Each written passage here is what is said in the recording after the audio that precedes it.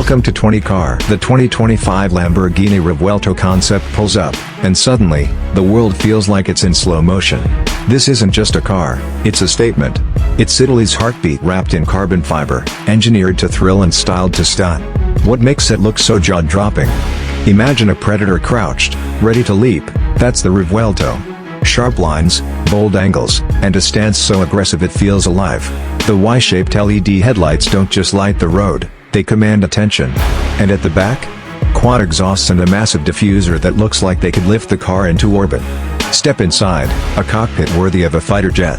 Slide into the driver's seat, and you're transported to the future. The dashboard is dominated by a floating OLED screen that can be customized to match your vibe. Everything is premium, Alcantara, carbon fiber, and leather blend seamlessly to make you feel like royalty, with a dash of rebellion. Under the hood, sheer brilliance.